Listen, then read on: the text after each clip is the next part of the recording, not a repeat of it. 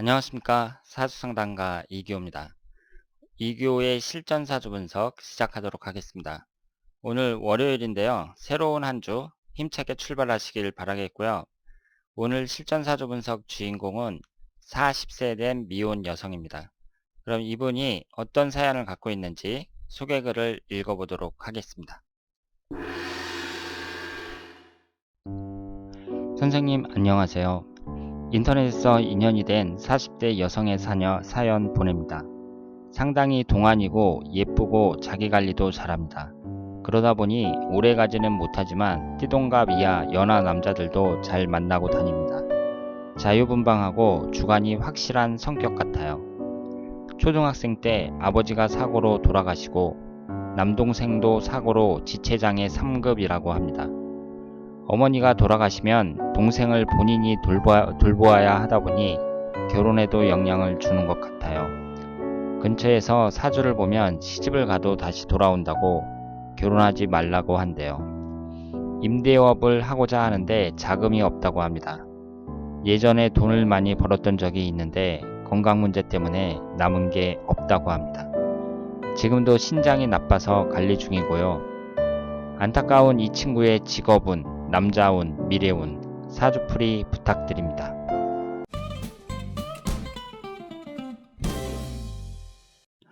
자, 그러면 오늘 주인공의 사주를 분석해 보도록 하겠습니다. 이분이 무오년 김이월 을미일 병자시 이렇게 태어나셨고요. 오행의 구성을 보면 목기운이 하나, 화기운이 둘, 토기운이 넷, 금기운은 없고 수기운이 하나입니다. 이분이 올해 40세예요. 40세인데 아직 결혼을 안 하셨으니까 노처녀라고 말씀을 드릴 수가 있습니다. 소개글을 읽고 여러분들이 이제 생각해 보시겠지만 그 사람이 자기 주변의 환경이 너무 안 좋으면 결혼하기가 어렵죠. 그러니까 여자들도 남자들이 뭐 부모님을 모셔야 된다 뭐 이런 집이 있으면 잘 안 갈라 그러잖아요. 그러니까 남자가 효자일수록 여자들은 꺼립니다.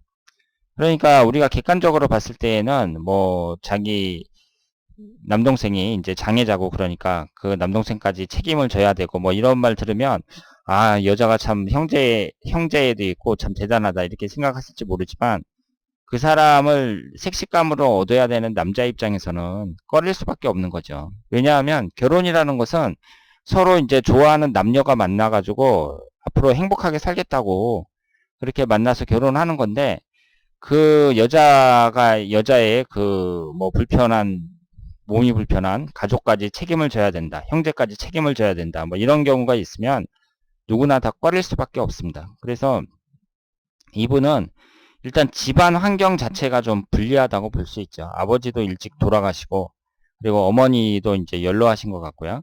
그리고 본인도 지금 그 신장이 안 좋다고 하셨습니다. 그러면 이분이 어떤 사주를 갖고 있는지 한번 자세히 보도록 하겠습니다.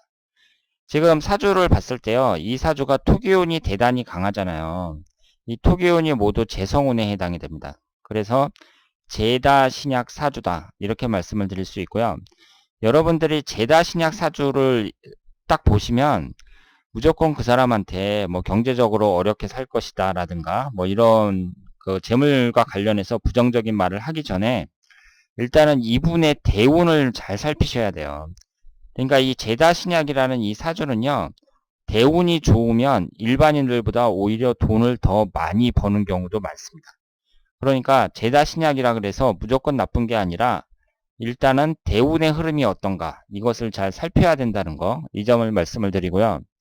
그리고 이 사주에 금기운이 없거든요. 그런데 금기운이라는 것은 금금목으로 여기서 관성운에 해당이 됩니다.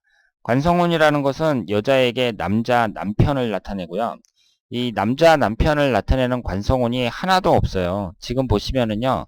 지장간에도 없습니다. 지장간에도 없고 흘러가는 대운에도 없습니다. 이 대운을 보시면은요. 78세 신의 대운서부터 천간의 금기운이 하나 나타나기 시작하고 그 전까지는 하나도 없어요. 그러니까 이 사주는 관성운이 완전히 씨가 마른 사주다 이렇게 말씀을 드릴 수가 있고, 제가 지난번에도 말씀을 드렸습니다만은 어떤 한 가지 오행이 사주왕국에도 없고 지장간에도 없잖아요. 그러면 안 좋은 사주라고 제가 말씀을 드렸습니다. 그러면 다른 사람들 보면 그래도 대운에서라도 좀 나타나는데 이분은 어떻게 78세가 될 때까지 대운에서도 하나도 안 나타나요. 그래서 남자운이 너무 약하다. 이렇게 말씀을 드릴 수 있습니다.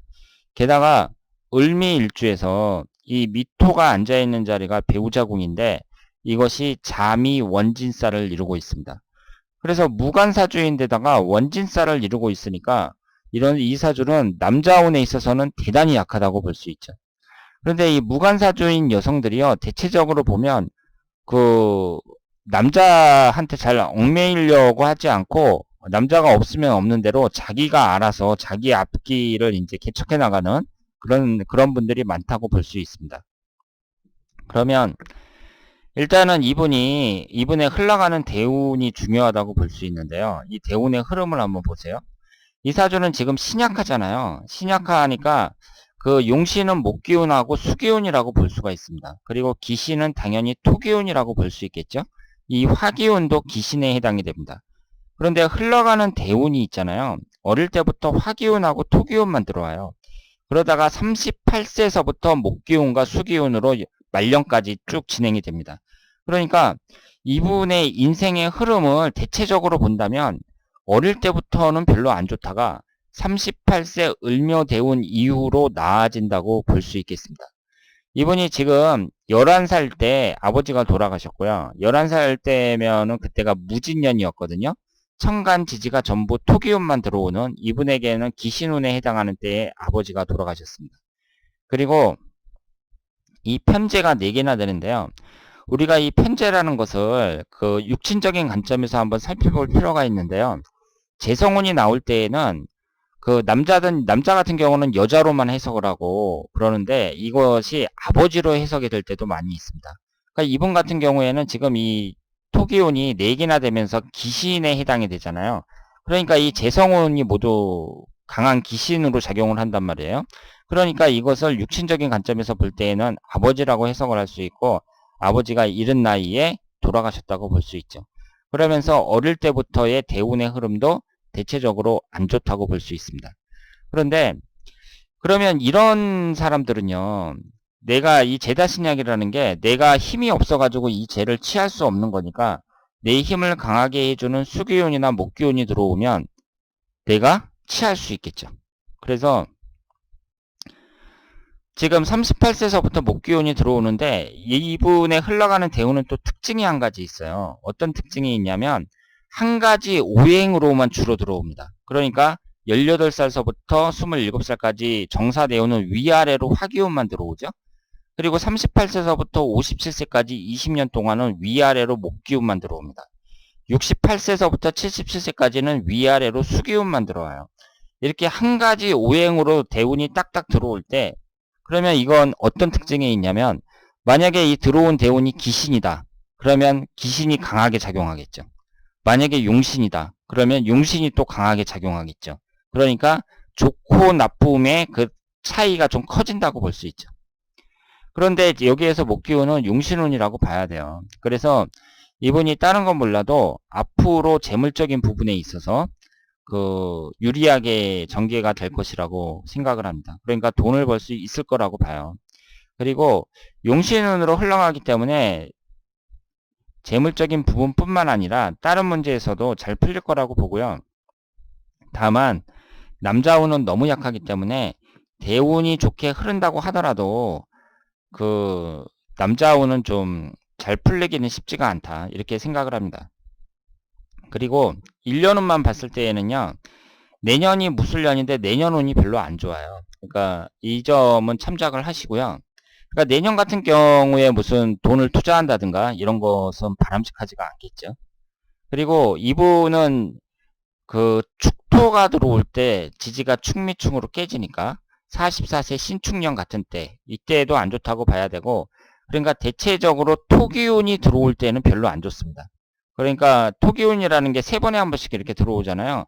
뭐 47세 갑진년, 50세 정미년, 53세 경술년 이런 식으로 이렇게 들어오는데 이 토기운이 들어올 때가 대체적으로 안 좋고 그러면 지나간 시간을 봤을 때 32세 기축년도 안 좋았다고 봐야죠. 그리고 내년에 들어오는 무술년도 위아래로 기신이 강하게 들어오니까 별로라고 말씀을 드릴 수 있습니다. 어쨌든 제가 말씀드리고 싶은 것은 대운의 흐름 자체가 이 38세 을묘대운서부터는 좀 나아진다고 볼 수 있죠. 그래서 일단은 내년 운이 안 좋으니까 내년 지나가지고 후년 정도부터는 그 피부로 느낄 정도로 운이 좀 풀린다. 이렇게 운의 흐름이 진행이 될 거라고 생각을 합니다.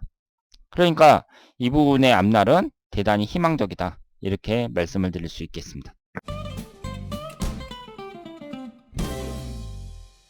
자, 오늘은 40세 된 미혼 여성의 사주를 분석해 봤습니다. 이분이 제다 신약 사주고요.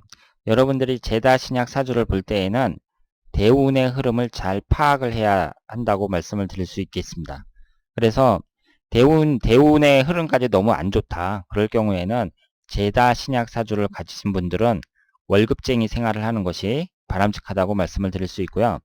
우리가 제다 신약 사주라고 해서 꼭 돈을 못 번다, 경제적으로 어렵게 산다, 이런 것은 잘못된 분석이라고 말씀을 드릴 수 있습니다. 그러니까 제다 신약도 대운의 흐름이 어떠냐, 그리고 또 대운이 안 좋더라도 1년운에서 얼마든지 기회를 잡을 수 있기 때문에 제다 신약도 얼마든지 부자가 될 수 있다. 이렇게 말씀을 드릴 수 있겠습니다. 자, 그러면 오늘 2교의 실전사주 분석 여기서 마치겠습니다. 대단히 감사합니다.